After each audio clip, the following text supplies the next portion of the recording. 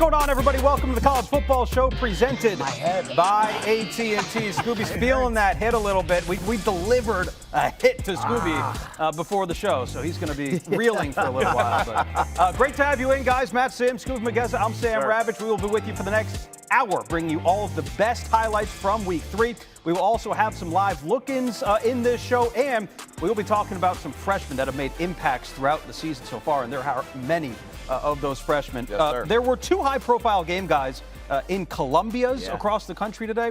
One of them was in Columbia, Missouri. That was a good one, but game day decided to go to Columbia, South Carolina. So let's start there, Scoop. Yeah, let's just head to that SEC matchup because South Carolina hosting the number 16th ranked LSU Tigers was a banger. And we're going to start this game off in the first quarter.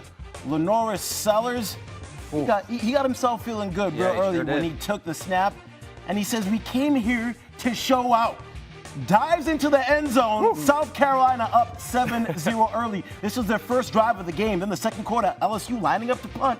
Maurice Brown embracing all things Beamer ball and blocking the punt. Y'all, this was great because he was just awarded a scholarship earlier this week, fellas. Congrats. Now he gets the punt block for Beamer, awarding them with what would lead to a touchdown. Then in the second quarter, LSU down 17. K. Durham, this guy ran hard all day, Matt, and I love to see it because this is the first rushing touchdown for LSU for the season, and they cut the lead to 10. South Carolina trying to respond. Seller takes a snap, and he's hustling more than Rick Ross. Hustling. 75-yard touchdown, and the boys are back up 14. But back come the Tigers, and this throw by Garrett Neismeyer to Kyron Lacey is a dime. Favorite target. All day. Bang. I saw what you were doing there. LSU would go down in the half by 8, third quarter, now 4th and goal. The Gamecocks playing tough defense, blew up the offensive line there. And then in the fourth quarter, down. Here they go, getting into the end zone. LSU's running game was clicking. 11 carries, 98 yards for Durham. Fourth quarter, down 5. Raheem Rocket Sanders. There he goes. He's too fast, too furious, too fast for y'all, man. A couple of big runs for South Carolina today. 143 yards rushing for him. But listen, after forcing up front, Josh Williams takes a handoff, and he's in there like swimwear. LSU takes a 3-point lead. Fourth quarter, last chance for South Carolina. Alex Herrera from the 49 to send this game into OT. Oh! No! The South Carolina faithful were ready to rush the field, but they said, psych. They end up losing this one, 36-33. Huge win. LSU was down 17 points in this game, but a comeback is a comeback. Not something they want to be proud about, but hey, you put up 36 points, but your defense gave up 33. So what is your biggest takeaway after that game, Matt? Well, first of all, just LSU surviving. That's the biggest thing because this was an absolute battle all the way through. You just saw it. And then just the emergence, I think, of Garrett Neismeyer just being that leader, right, and being consistent throughout the game, making big plays, great decisions, right? I know he had the one interception, but just played extremely tough, really weathered the storm, consistent all day. The balance on offense, too, in the run game and the passing game, great decision-making. So just really happy with the fact that they fought through it. Hey, it wasn't always pretty. Defense is still a huge question mark for this football team. South Carolina is one-dimensional. Let's face it. Even Lenoris Sellers, you got to be excited about this young man and his future for the Gamecocks and what he can do at the position. But just, you know, they rely on the run, and yet they still were gashing LSU in key moments of this football game, and you have to be a little disappointed in that. I think there's some bright spots for South Carolina even in the loss. I mean, last year this was a team that ranked dead last in sacks and tackles for loss. Right. And they have a veteran presence now on that defensive front that has caused some problems for Neismeyer early in the game. But to your point, he kind of settled in and got things going. One of the other takeaways that I had for LSU was you probably have to go back to 2019.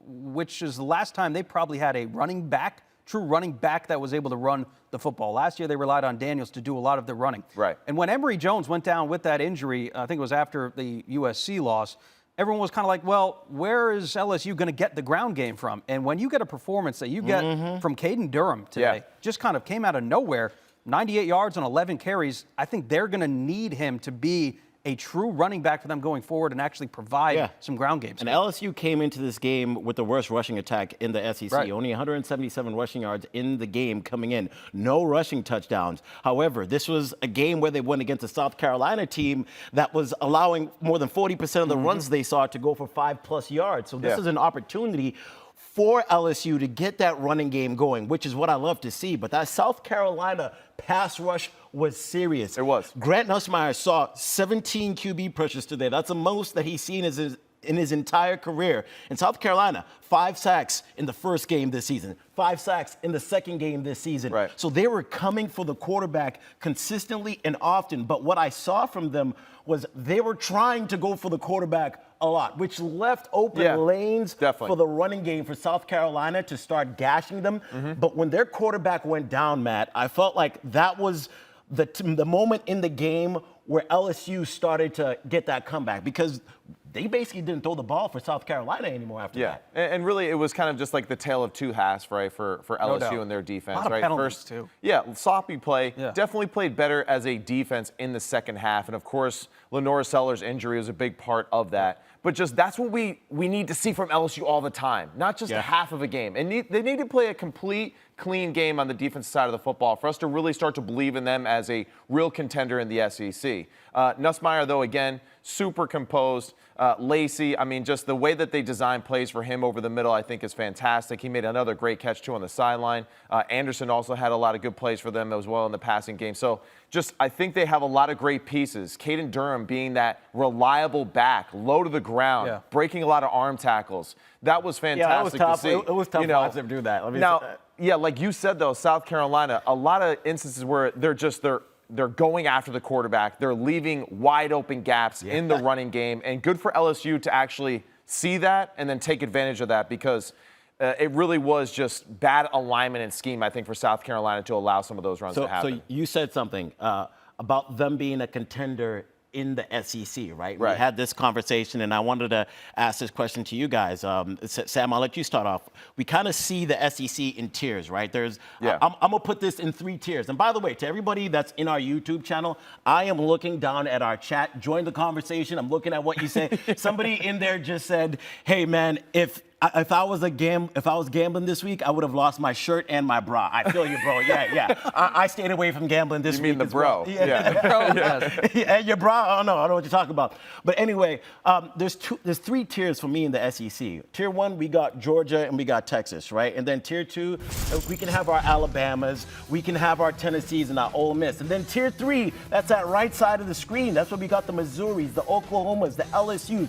Where do you see LSU? Sam, let me start with you. Where do you see LSU in the tiers of being able to contend here? Well, first off, I think we're going to have a lot of people coming at us saying that there's only Georgia and Texas in that top tier. Of course. I would say so. But I think that based on what we've seen so far this season, they have been above the rest, and they've also played some competition. I don't think we've seen anybody or seen enough from the Ole Misses of the world, and even Missouri today. I think Boston College is an improved team, but still have some question marks there. I think LSU is a contender this year.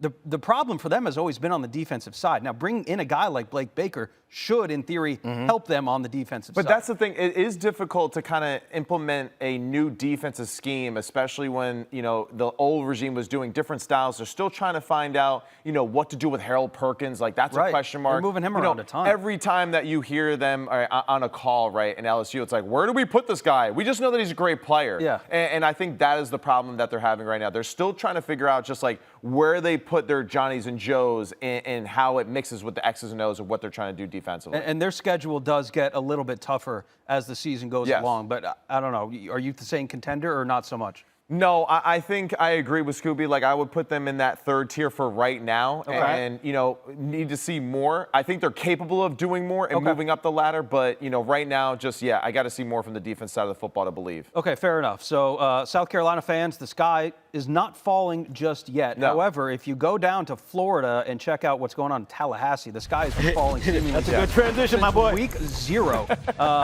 Mike Norvell playing his team. That was his former stomping ground up there in Memphis. Memphis was the one that was doing all the stomping in this game.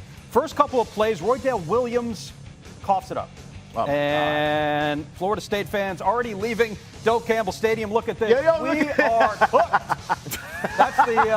That's the vibe down there in Tallahassee. DJU airing it out here. This one's going to be picked off. Son, this looked like a punt. When I saw it, I was like, is he punting the ball or was that a throw? Just about 10 minutes left to go in the second. Memphis leading by 3, and they are going to add to their lead. Seth Hennigan finding a receiver in the corner. They go up 10-0 now. Seth was cooking in this game. He was.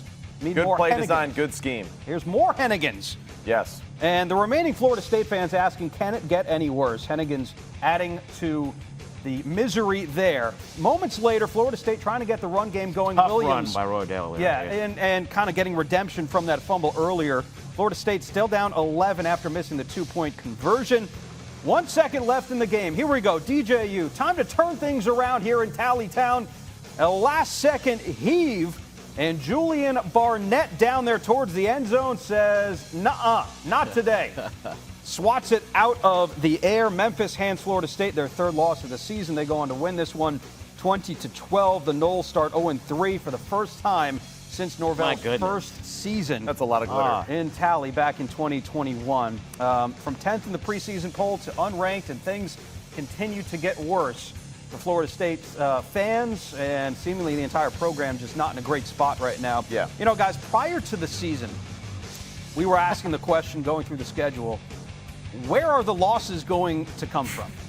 And now we are asking, where are the wins going to come from, as we just kind of scroll through some of the tweets that have been pouring in throughout the this was my pay game. That was my favorite one. I love that.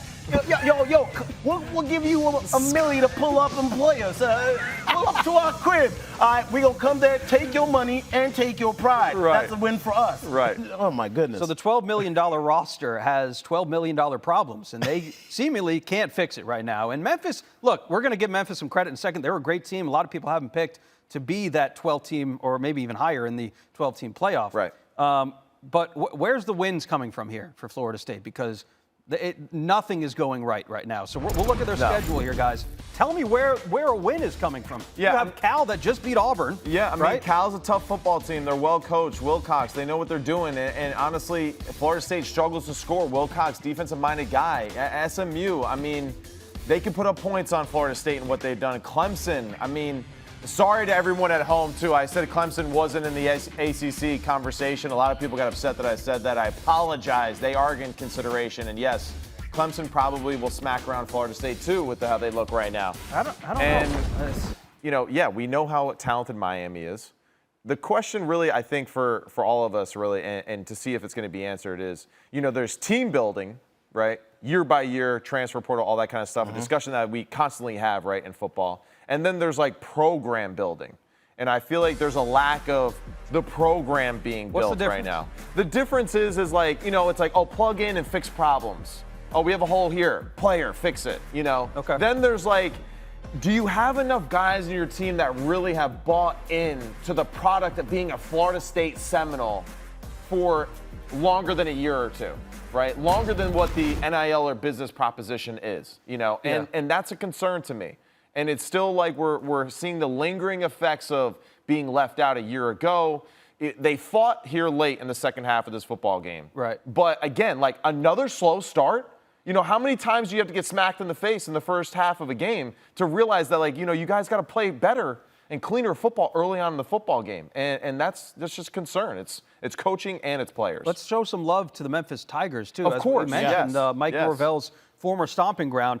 Seth Hennigan, 3-year starter. He threw 32 touchdown passes. Program guy. Last year, right. Yes, he's already got 5 touchdown passes this year. The group of 5 race is going to be exciting to watch all year. This could be the team, Scoob, that makes it out of the group of 5. Yeah, and defensively, they were locked in. Seth Hennigan, I mean, he played a really good game today, 272 yards and 2 touchdowns. This is the 40th straight game that he has thrown a touchdown pass. So when you look at the teams that are going to be able to, the group of 5 team that's going to be able to make the college football playoff, Memphis is right up there with the best of them. They're right up there with the Northern Illinois. They're right up there with the Boise States. So this is great for them, great for that program. And obviously, this is a boo-boo show for Florida State. But we're going to keep going to another game that wasn't a boo-boo show. How about the Boston College versus Missouri game? It's a ranked matchup. Hey, we're keeping it PG over here. Right. ACC versus SEC. As a matter of fact, the Tigers haven't allowed a touchdown all season. So BC came out there and said, we're about to do it. Thomas Castellanos ends up hitting his receiver there, Bradley, for the touchdown. Then in the second quarter, he fumbles the snap and hits a wide open receiver, Reed Harris. That's a broken play. Boston stand up. 67-yard touchdown. They're up 14-3. Second quarter, Brady Cook gets in the kitchen, and he hits Luther Burden. Huge play right here, right through the hands of the defenders. If this is intercepted, I don't know. It changes a lot in the way that Missouri feels about themselves before half. They would get a field goal, but BC's next possession, Castellanos. Oh, no. Hell no, boy. Now, this changed everything. He throws a pick, very costly, unforced error, setting up Mizzou nice. And at this point, it was obvious what the plan was. Feed the burden. And these moves are cleaner than the Board of Health. Get in there. This is why he's one of the best players in the country, y'all. Tigers will go for 2 to tie it at 14. Remember, they were down 14-3. We go into the second half. Mizzou up 17-14. If they did it before, they're going to do it again. Find Burden, because he's a burden. 6 catches, 117 yards, and a touchdown. That sets up this. From the 6, Brady Cook said, it's time for me to work. He punches it up right into the end zone. It's 24-14. However, Boston College is still fighting. They are. Castellanos trying to get something going here. But Matt, another misthrow. What are we doing? What are we doing, bro? Come on. Y'all were in the game like EA Sports, but you weren't in the game when you throw this interception. That would pretty much seal it. Mizzou takes it 27-21 as Boston College would end up getting a touchdown. But Missouri hadn't really played anyone to this point. This was their first real test against Boston College. And shout out to Bill O'Brien being able to kind of get BC back on the map. But it was our first chance to get a good look at Missouri, right? For everybody in the YouTube chat, we got a good look at them. So who would have thought that this would have been the game to figure out how they are before the season started? If you said this to me, I'm like, what? So shout out to Bill O'Brien, because dude knows how to coach some football. So what did we learn about Missouri today?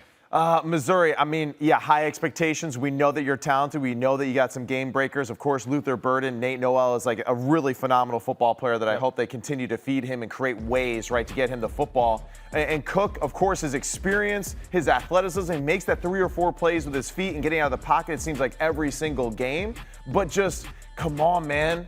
Come on, if you're a national championship contender, you can't fall asleep at the wheel against anybody. You have to crush every opponent that you play. And this is one where they really got lucky, I think. I think a little bit more talented team gets a dub in this one. They don't let them back in. BC really did a great job coaching in the first half of this football game, and the turnover really did kind of change the outcome. That interception changed the entire kind of way the game went, at least into the half. But I think we learned that Cody Schrader was a huge part of this Missouri run game last year. Now, to add the physicality aspect, because Noel, he's got some game-breaking speed. He's shifty. But Schrader did add a little bit more of that like control idea on the offense side, where he could just kind of pound it between the tackles and really stay on schedule for them. And really the missed opportunity back Castellanos like late in the second quarter. Ball gets tipped. They have a wide open touchdown in the end zone before half. So that's a question mark I have for Missouri. On that play, they got pass rush, but do they have enough consistent pass rush to beat some of the more quality opponents they'll see later on? And for Missouri, to me, it kind of reminded me of last year. Remember when Georgia was going against Auburn and they were struggling in the first half, and then all of a sudden they were like, hey, if we throw the ball to Brock Bowers every single play, something good is going to happen. And I don't think Luther Burden caught a pass, at least until the second quarter, because I was watching, I was like, why aren't they feeding this man?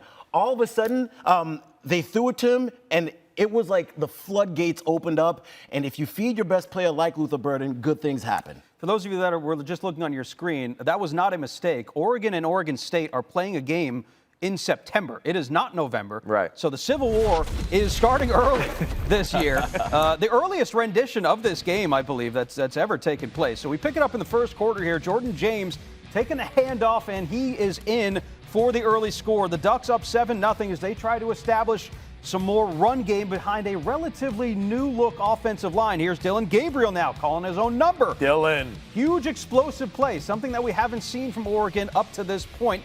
Oregon takes the lead, 14-7. Later in the second, Gabriel flushed out of the pocket on this play, finding Trayshawn Holden back of the end zone for the touchdown. That's what Gabriel can provide for you. Extending the play a little bit. The offensive line looked much improved in this game, Maddie. How important was it for Oregon and that offensive line to kind of make a statement in this I mean, it was really big. You heard me say it earlier in the day. It's just like I wasn't impressed with Oregon the first 2 weeks of the season, and this really was their coming out party. I think they did a great job of mixing up the play calls. I think Will Stein did a good job of being a little bit more creative and just opening up the offense, and really just the fact that the guys executed better. Right. That's really what it comes down to. They protected their quarterback much more consistently, and he rewarded them with great decision-making and then making plays with his feet. Final score 49-14. Gabriel only 4 incompletions on the day, 291 yards in the air, 2 tutties, and a rushing touchdown as well. So the Ducks barely make it through the state of Ohio, or Idaho, I should say. Yeah. They lose, almost lose to Boise State last week. They needed, I think, a punt return TD and a kickoff return touchdown. Insane. To get past Boise State. They almost kind of muddled their way through that Idaho game, but here they are now, and they're facing their rival, Oregon State, left behind in the conference realignment. You thought they might come out and put it to them, but Oregon kind of made a statement here, Scoob, I think. Coming into this game, this was a game in which we were like, is it put up or shut up time for this Oregon team? Yeah, when you looked at the All-State playoff predictor, the one with all the analytics that we have at ESPN, after that game last week for Oregon, their chances to make it to the playoff and win the championship, it dropped the most out of all the teams that had the best chance to win it. And that's because we all saw the same thing. They just didn't look good as a team. They weren't generating explosive plays until today. We saw Dylan Gabriel break off for that huge run. We saw the offense unlock. We saw them blow out this Oregon State team that was undefeated coming in. So I think this was the game for them where they're like, okay, now we're playing to the standard that we have set for ourselves. But there is another team that's not playing to the standard that they've set for themselves, and that is the Michigan Wolverines. They took on Arkansas State today, looking to get back on track after a tough performance last week. And they're at least back at home. Davis Warren ready to lead his team. So the first drive for the Wolverines handed off to Cale Mullings. And he's out there running like he's covered in bacon grease. 30-yard touchdown. That's Michigan's first rushing touchdown of the year. Some would say he should be their RB1, y'all. 15 carries, 153 yards, and 2 touchdowns. Wolverines take a quick 7-0 lead. Next drive, Warren under pressure. And this is his first completion of the game to the other team. Matt. Hey, man, we talked about this. Don't bring me in this conversation. We talked about his throwing for him. Warren not off to the best start here. It is 7-3 after that. Michigan's next drive, following the INT, Donovan Edwards also gets his first touchdown of the season. They go up 14-3. Next possession for Michigan. I'm coming to you, Matt. What do you see here? An errant throw. Not good. And another throw to the other team. Warren, second IT of the day, but wait, there's more. Second half. Pick off number 3, and that would do it for his day. Warren, 3 incompletions, all interceptions. So technically, he didn't throw an incompletion today because the other team just caught it. So they just throw it in there. He's trying to shake it off. They get Alex Orji into the game, and he finds Hogan Hansen for the 9-yard touchdown. That will be enough for Michigan. They win it 28-18, but not the performance they were looking for, as I just mentioned. Everyone was expecting that they would be 2-1 to this point. But the real question is, do we feel better or worse about Michigan after this game? We feel worse. No, I mean, I think the one takeaway from this, right, of course it's a victory, right? But Michigan, they play really good team defense still. They can hold their own on that side of the football because of the turnovers and the way that it happened. It's easy to just give up those plays like in sudden change moments like that. So great that they were able to hold down the fort and limit scoring plays, especially after sudden change. But just offensively, not sure what their identity is. Not sure what their identity is with their quarterbacks, how they're going to develop the offensive scheme around these QBs to be successful. So it's just like, where are the weapons? Loveland went out with an injury. You know, the receiving core, it seems like they're getting some people up on certain plays, but then other times it's like, man, Arkansas State is gloving you up. So I'm a little concerned with just the identity of the offense and how they can build upon it. And yes, there's some interceptions that you're seeing on this clip too, but everybody in the screen for Michigan is covered.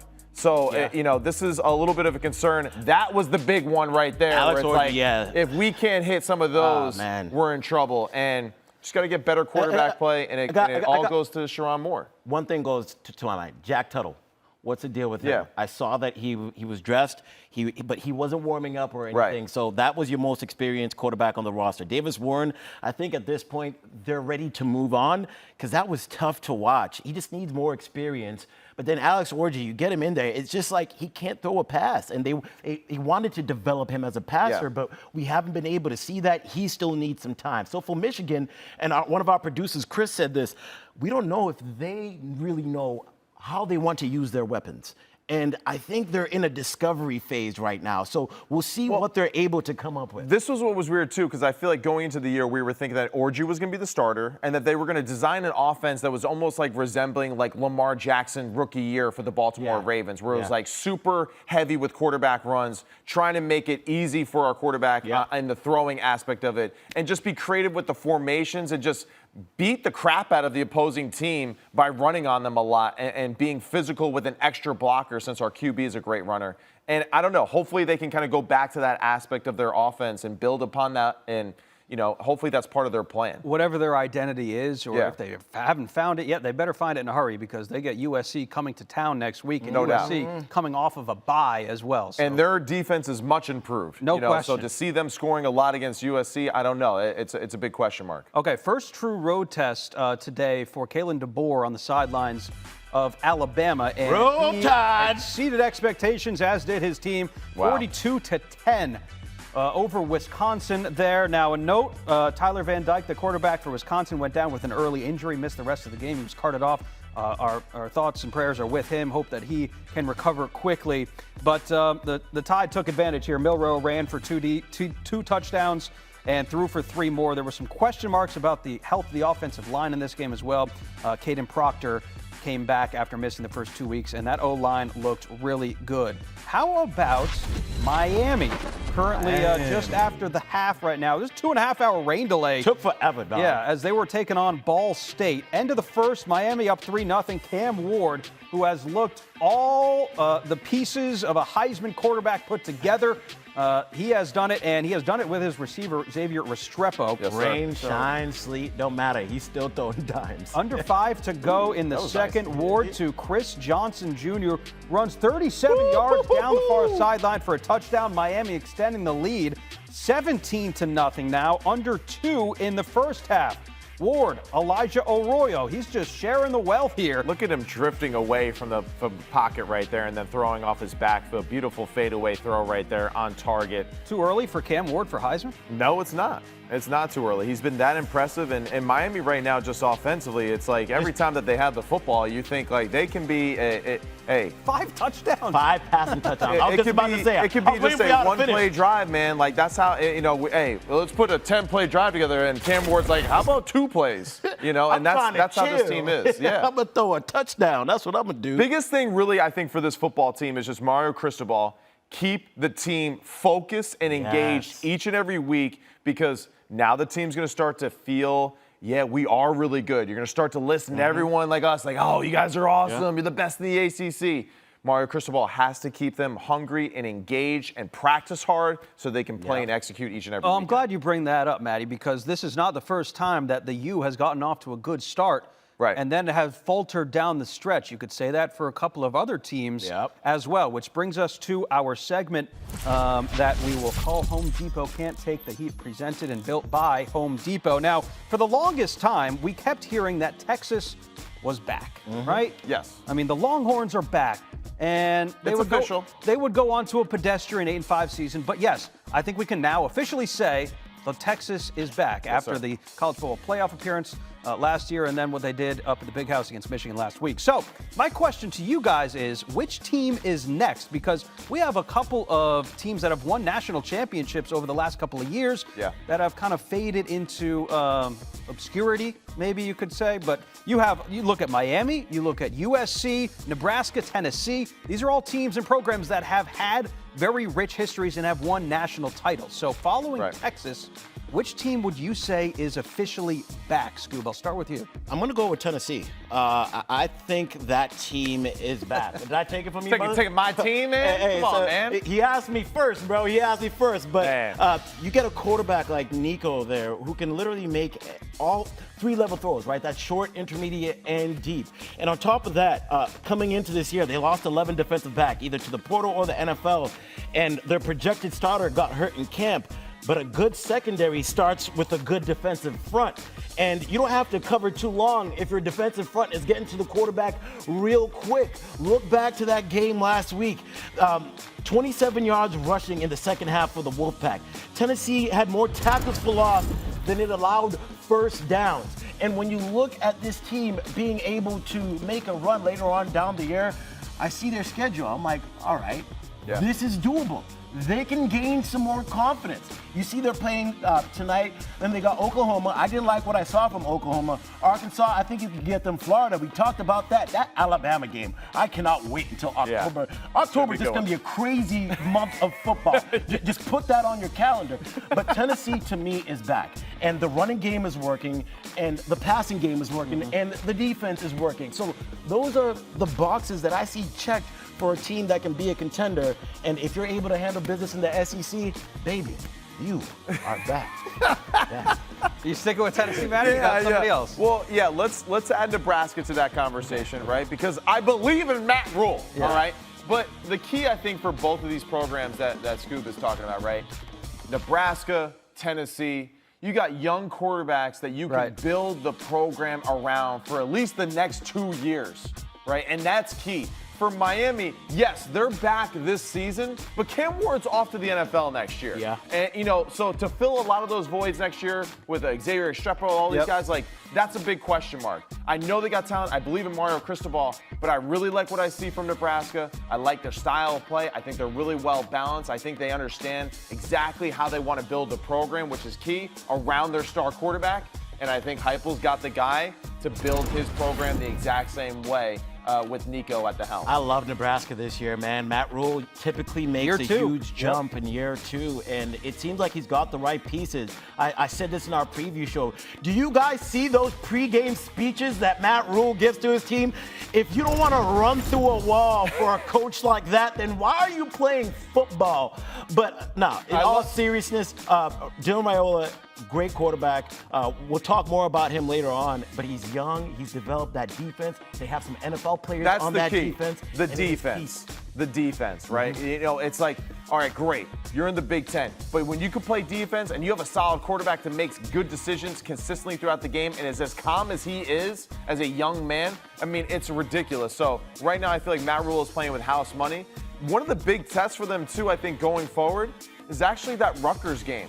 Because Rutgers, attitude, toughness, Shiano with the chop, so that'll be a big gauge as far as where they are as a program with their attitude leading into some of the other big games like Ohio State. What about you? I mean, I'm not quite ready to say the Trojans are fully back, but I do think that Lincoln Riley making the best move maybe of the entire offseason, bring Danton Lynn in. Yes. Oh my God. Now the key is, can you keep him there? Right, that'll be a big question. To me, about to get a new job? No doubt. To me, if I am someone that is looking for a young head coach to be the next guy in my program, he is definitely high up on that list. He's young, he's energetic. He clearly has had a huge impact on this defense in less than a year. Right. And I'm excited to see what they do and how they can build off of that. And Michigan, I think, next week will be another great example of that. I would be shocked if Michigan scores 14 points in that game. Really? I really would be. Well, I'd be shocked if they score 14. One of the biggest problems was limiting the big plays, and they have done that this year. They have, yeah. Making just tackles and not having blown coverage. And looking like everyone knows what they're doing, right? That's the key, right? The communication seems to be on point, and making big plays against an LSU team that we know is talented.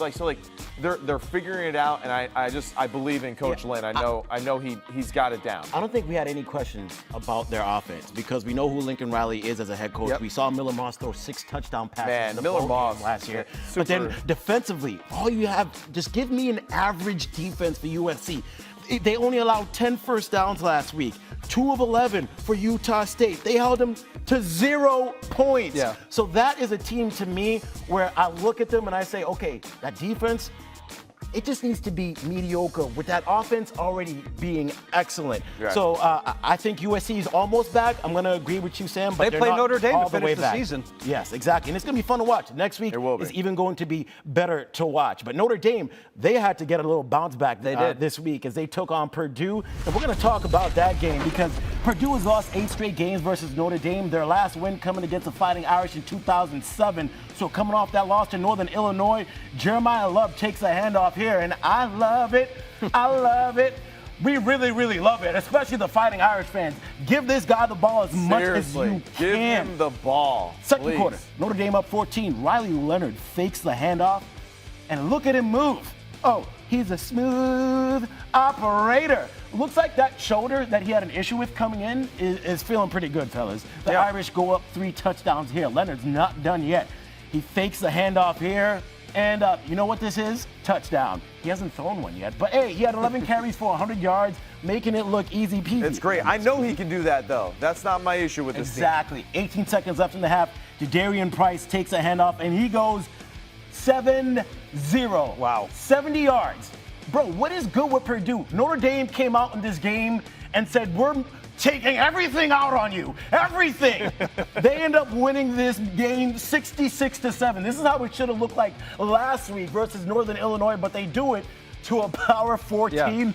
This is college football, y'all. This is just how college football goes. Riley Leonard still yet to throw a touchdown pass this season. Meanwhile, his backup threw too. Yeah, exactly. Right. How does that make any I don't sense? understand. I don't understand either. I don't understand. But, hey, I do understand that Tulane and Oklahoma had a game today. Yeah, and Tulane nearly upset Kansas State last week. Now they have to go to Norman to face Boomer Sooner. How about a back-to-back weeks like that? Jackson Arnold struggled last week. Completed only 59% of his passes. We pick it up here. Darian Mensah, Mekhi Hughes, he does the rest. And he's in for the 8-yard score. 24-13 Sooners still leading. More from Tulane later, though. First and 15, their own 22. Arnold avoids the sack, but he throws it right to the defender.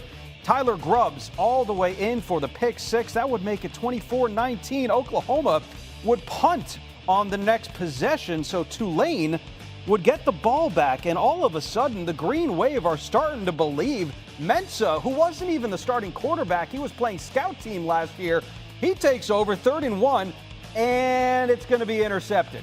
Now, Billy Bowman Jr. with the pick. Oklahoma retakes possession.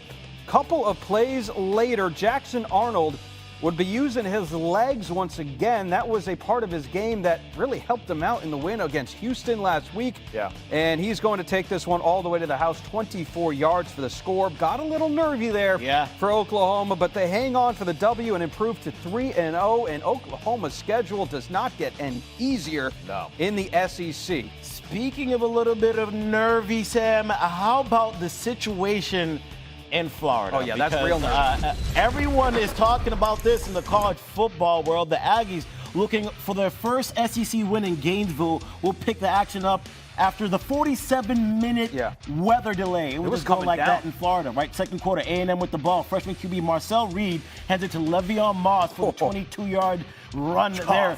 And then same drive, Aggies knocking at the door. They get in the end zone. They go up 20-0. Now we go to the third. Marcel Reed, this kid was getting it done. Finds Cyrus Allen for the 73-yard touchdown run. A&M would fail to convert, but how is a guy wide open like that? And that's the points that they just continued to add on. A&M on the defensive end here. Little tip drill, tip balls and overthrows. Gotta get those. I say that every week. There you go, my boy. Graham Mertz, he throws an interception. We thought Lagway would play well. Didn't. Just an ugly game for Florida. They lose this one 33-7, but we had a bright light. I don't know if we should talk positive or negative, because I want to talk about Marcel Reed, this great freshman for Texas A&M that played really well, but we know y'all love the drama. So let's go ahead and talk Florida. Ooh, how do we feel about the Here's my one question. Okay. Is Billy Napier the coach of Florida next year? Is he?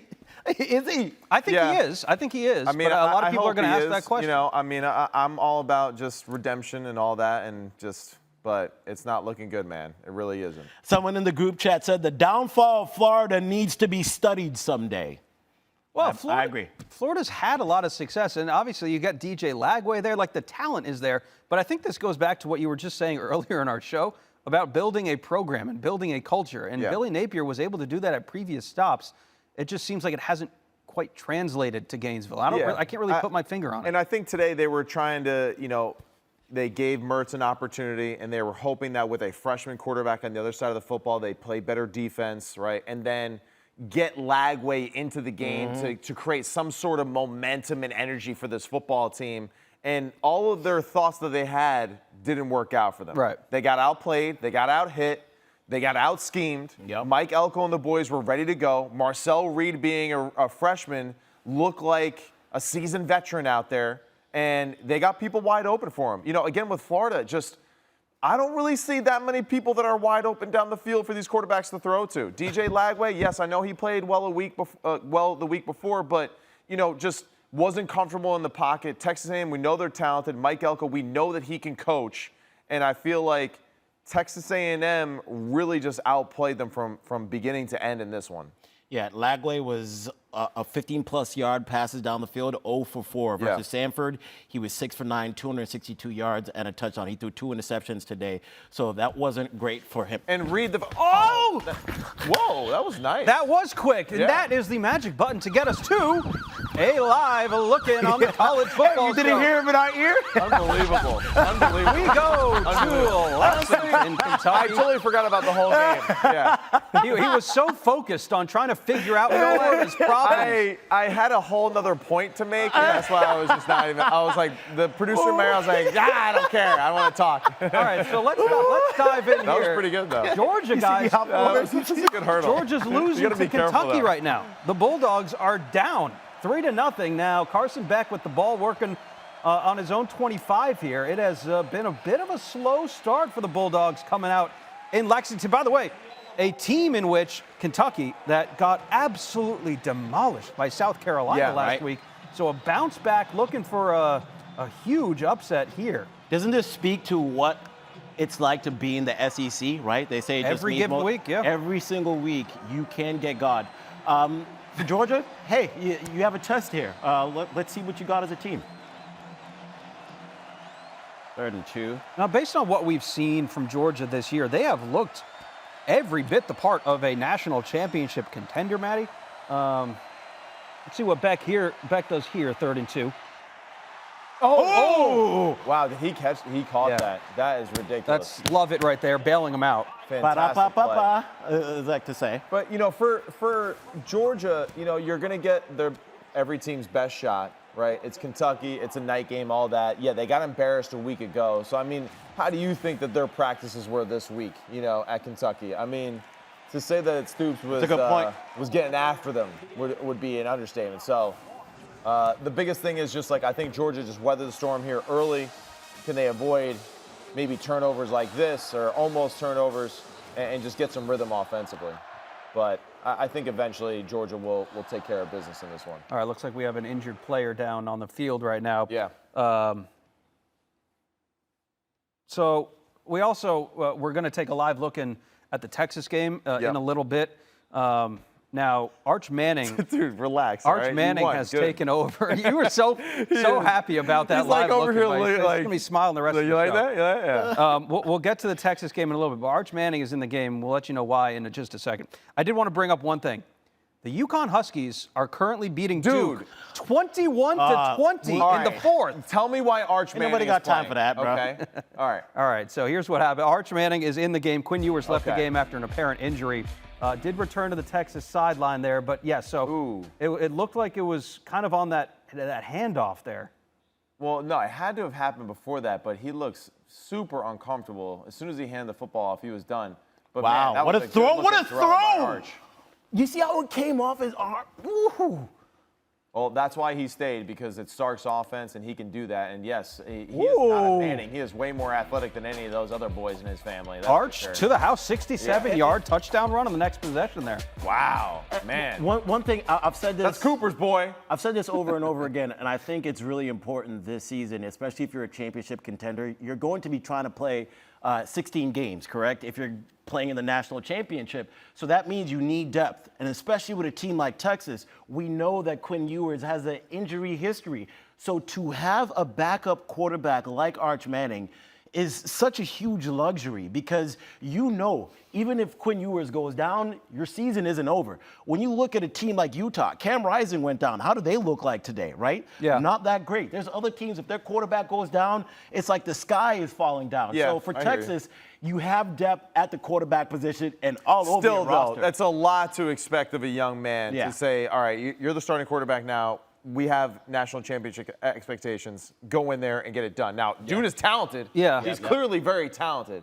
But just, hey, it's a lot to ask of the young man. So they're going to have to do a really good job of, especially if Quinn is out for an extended period of time, of making sure that they manage him, not only just like his emotions, but just how he handles his business every week, right? And then the ultimate, just manage the game the way that we're calling it. Have you been in a spot like that where you've had to be kind of called on when the starting quarterback got injured and you came into the game? What's that like? Sure. What's that mentality like? Well, I mean, fortunately for me, I wasn't as good as somebody like Arch. So, I don't know about that. They didn't have that much expectations when I went in the game. They were like, oh, man, Simpson's in the game. We definitely don't have a chance. But the cool thing is, I think, for Arch is, like, when you go in relief, you kind of just go and play, and you have no chance to really understand like what's going on. So sometimes when you're kind of that relief quarterback, it's freer.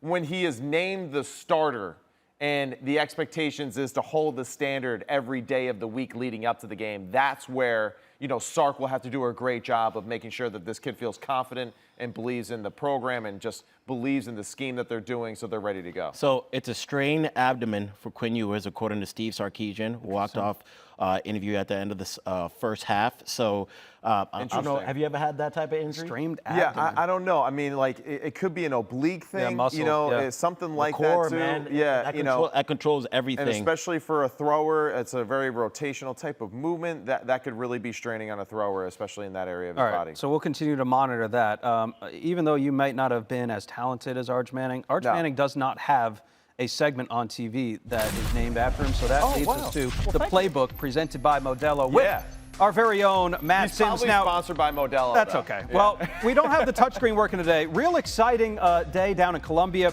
Lenore Sellers introduced himself to the entire country. What did you see from him today, Matty? Yeah, well, I just love the fact that South Carolina does a great job of calling the plays accordingly to what he feels comfortable with. So we have an outside sweep motion, right? So we have a speed motion right by the receiver. He reads it. He's looking at that play side defensive end. If the play side defensive end takes away that speed sweep, he pulls it. The guard did a great job here, you're going to see, pulling around the center, getting up to that second level to the linebacker, and then Sellers just does all the rest in his zone with the little making the safety miss and then sprinting to the end zone. Really good play design for the young quarterback to play fast and to trust his instincts with the football in his hands. Yeah, Sellers went down with an apparent ankle injury right before the half. This offense looks a lot different with him as the play caller. Now, LSU got the win in this one, Maddie. It was not always pretty for the Tigers, but their quarterback, Garrett Nussmeier, and we talked about it already, he had Heisman shoes to fill. He did. And so far through the season, he has lived up to the billing. And I think a lot of LSU fans have got to be pretty pleased with what they have seen so far from their starting quarterback. Definitely. What have you seen? Yeah, I mean, I just love the way that he's able to throw from all these different body positions when you see him play, right? Yeah. He can throw from awkward positions. He's got a quick release. That's one thing we noticed when we were watching it. So here is a great concept, too, that the motion is just a, window dressing type of concept for them, but it's a designed RPO. They're trying to hammer it right down the middle, right, into the middle of South Carolina's defense. He sees that safety bite down to be part of that run defense. As soon as he bites down, he pulls the football and rips it in there. And you saw it too. He kind of, slinged it from the hip. So again, like that quick release, off balance, gets the football in his hands quickly, lacy over the middle, and it helps too when you got guys like that running routes for you that are so clean. Scoob, you said it earlier too. Nussmeier was pressured more than he had been in his entire career. Well, he was 8 for 15 with 111 pass yards when he was pressured today, which tells me at least that he was pretty darn accurate when he had pressure on him. He was still able to deliver. The cool thing is that he even mentioned this too in the offseason. Jaden Daniels, never too high, never too low. Be calm, just relax. you kind of see that influence on him early on in this season. He's been in a lot of tough situations early on, right. Being the guy for LSU, and I think he's handled them extremely well. Yeah, came into the game with 8 passing touchdowns, which was tied for second in the country, which was Kyle McCord. Yeah, that's right. This was a really cool play design, too. We have one more play. This was a cool play design. You see it on Sundays quite a bit. Talk us through this, Matty. Yeah, so motion, we're thinking that everything is going to that right side of the field, play action pass, and as the defense gets caught looking at Nussmeier's eyes going to the right side of the field, they block the tight end play side for a second. He releases, he goes underneath the linebackers, and this is the bleep. Say it. Say it. Say it. Say it. Sugar. All right, but that's essentially what it is. We're trying to get the defense to look all over here, and as we do that, tight end slips right in front of the linebackers, uncover for a touchdown. Really good play design and great timing too, right? It really, again, that's an easy completion for Nussmeier to feel really good about himself. The guy's wide open. Oh, I'm vibing. Do you think that he learned a lot by being in that quarterback room last year with Daniels? Of course he did. Absolutely. You learn so much. Even, too, just Arch. He's learned a ton as well from being around Quinn Ewers. So all those lessons hopefully will help him perform well, too. We've learned a lot by being around one of the best QBs to ever break him down, Matt Sims. Okay, Thank you so much. We appreciate it. That was the Playbook presented by Modelo. All right, time now for Game Changing Connection presented by AT&T, where we take a look at some of the best in Week 3. Start with East Carolina, QB Jake Garcia. Woo! You're right, you might remember him from Titletown High on Netflix. Here he is throwing a touchdown pass for the Pirates. 65-yard strike against App State, who got absolutely demolished by Clemson last week. But how about Jake Garcia going from the big screen and now over at ECU? Hey, if AT&T is talking about game-changing connections, why don't we talk about a game-changing connection for Oklahoma State? Alan Bowman lets everyone know what time it is, like someone forgot their watch. Yes, sir. Hits Talon Shetron for a 78-yard touchdown. That was in the bucket, y'all. Oklahoma State went cuckoo for Cocoa Puffs today, y'all. Yeah, they win. They looked like they kind of regathered themselves. Yeah, I don't know which team we saw last week, but the one we saw this week, pretty good. Them boys is real. Pretty good. All right, everyone loves a little action. How about Buffalo QB CJ Ogbonna finding JJ Jenkins for the touchdown? Looking like another JJ there. How about Justin Jefferson? Oh, are we what he doing looks that, like. Sam? With JJ, a little we sure are. Jetta? Way to JJ run the feet, form. though. Good job finishing right there, scooping it off the ground there for the touchdown. Really good-looking play. Buffalo's cruise there, 34-3 over UMass. Oh, well, this is Brett Gabbard from Miami, Ohio, and here he hits a bullseye with Reginald Virgil for a 58-yard touchdown pass. I mean, he was holding him on the route, but he trips, and my boy right here takes a trip to the end zone. That's what we're talking about, reservations for 6. All right, check out the yak on this play. Yak. La Tech, True Edwards speaking some truth to the NC State defense. Wow. All he was saying was, you can't touch me. No lies detected, 71-yard score. Wolfpack avoided disaster here. They won by 10 at home. Can't touch this like MC Hammer. Man, that was awesome. Athletic. Yeah, this is why we show every single play on this show. We're talking about game-changing connections. That's what we do now, Yeah, that's right. Sam? That's right. Yeah, there were some good ones too.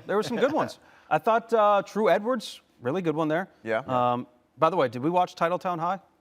Remember Jake Garcia? I did not. Listen, so that reference went right over my head. I just watched football games. I played it cool like I knew we were talking about. Like, haha, good one, Sam. I've done that to you before too. Of course, that's it happens. It happens. All right, so those were the game-changing connection presented by AT&T. Every Saturday in the fall brings us some extraordinary plays. It also brings us some strangeness and something that maybe you've never seen before. How about what happened in the Portland State-South Dakota game today? Or actually, what didn't happen is probably better put. Yeah, that's a good way to put it. Portland State That's a good way to put it. canceled their game because of an outbreak of whooping cough on the Vikings team. Now, let me just say this. We hope that everyone is okay in this situation. It's never great when an illness is dealt with, but just a very strange kind of oddity that we saw here in Week 3, Scoop. Yeah, and if we're talking about strange, how about this? Check out the bottom of your screen. The UNLV defender fakes an injury at this moment of the game. Over. Oh, my leg. But then he was like, wait a minute. No, you need me to get up? Yeah, sure. But the funny thing about this is it was such a bad fake that Kansas actually jumped offside. Yeah, we showed a good play from Louisiana Tech QB Jack Turner earlier. Here's the Dave Doran defense bringing a little bit of pressure here, and NC State with the interception. That's Donovan Kaufman taking it back to the house, second of his career. That one was crucial. Yeah, big for NC State. You know what's funny about NC State?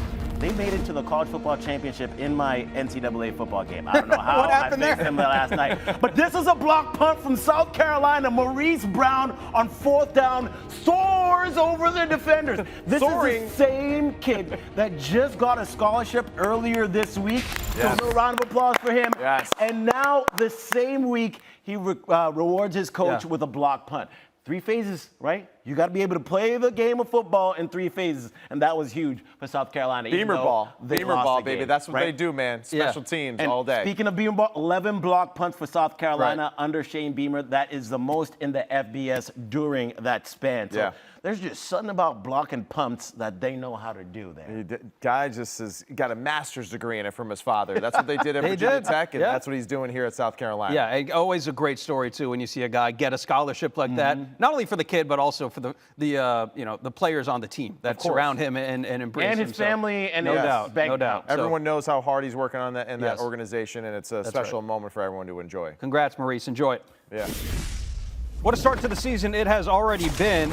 For all the talk about the transfer portal and the veteran play that we see on these teams, how about we show some love to the youngsters that are still providing an impact on their respective teams? Now, we are going to be talking about the wide receivers here. We're not going to be touching upon the QBs.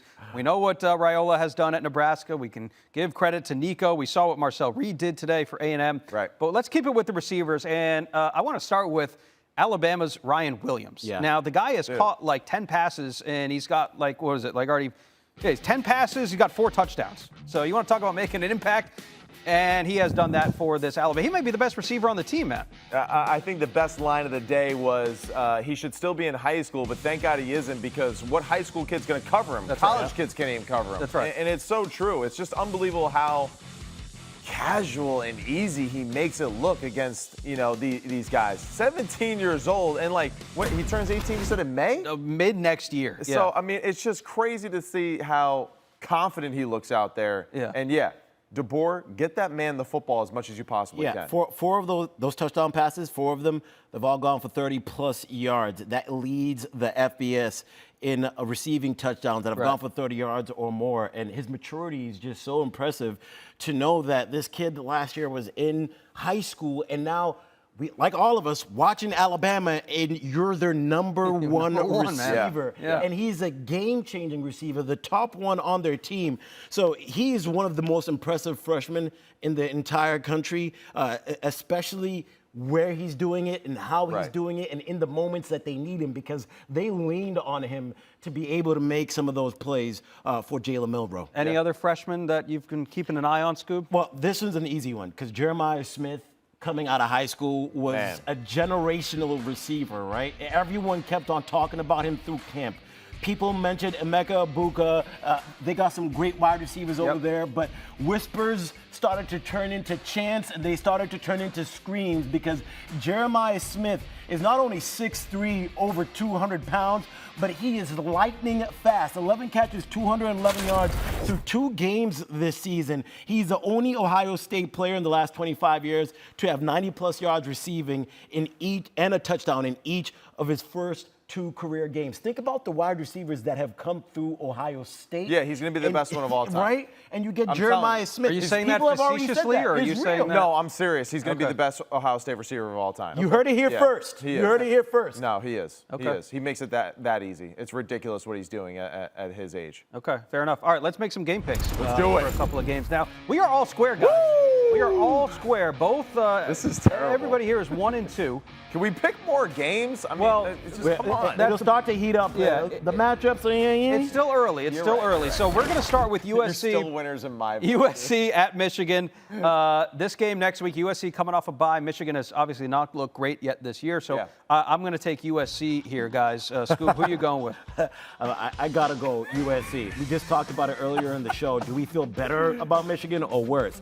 I feel feel worse after seeing how they played today. So I got to go with USC because that defense looks good. That offense is still clicking on all cylinders. How about you, Matt? I mean, everyone at home, you got to agree with us, right? Who the hell would pick Michigan in this game right now with what we've seen so far? So, yeah, I'm going with SC. I think defensively they'll get it done. And I think Miller Moss and the boys will create enough plays to win a close one. Okay, very good. Let's go over to the Big 12 now. Utah and Oklahoma State. This could be a Big 12 title game here, guys, in the next couple of months. Utah, Cam Rising dealing with a little bit of the hand issue, so some uncertainty there. Despite that, I will go with Utah's defense to disrupt or at least marginally dismantle the Oklahoma State run game. So I'll take the Utes on the road. Scoop? Well, I'm still concerned about Cam Rising to see what happens with him coming back. I know Isaac Wilson played well, 20 for 33, 239, 3 touchdown passes. Did throw that interception. I feel a little bit more confident in Oklahoma State after seeing what they did today. They're a very experienced team. Have a lot of players returning for their roster. It was a wake-up call for them last week against Arkansas. Agreed. And I think now coming into this game this week, they stepped it up. And when they'll see Utah next week, I think they will play well again. I agree with you. I think the biggest thing was that scare against Arkansas, and it really just waking up the team, right? And I think Alan Bowman is playing really good football. Stribling is doing a great job of getting open down the field consistently. I think Oklahoma State really should win this football game. Utah, will they play great defense? No doubt. I just question the consistency on the offensive side of the football, especially if Cam Rising is not their quarterback. Okay, very good. Fair enough. That is it for us. We, unfortunately, are out of time, and what a week 3 it has been. Guys, I'm going to be committing a cardinal sin on a Saturday, and I'm going to a wedding. Yeah, I'm going to a wedding after the show. I will not be watching a ton of college football on Saturday, but, it is what it is. It's all right, yeah.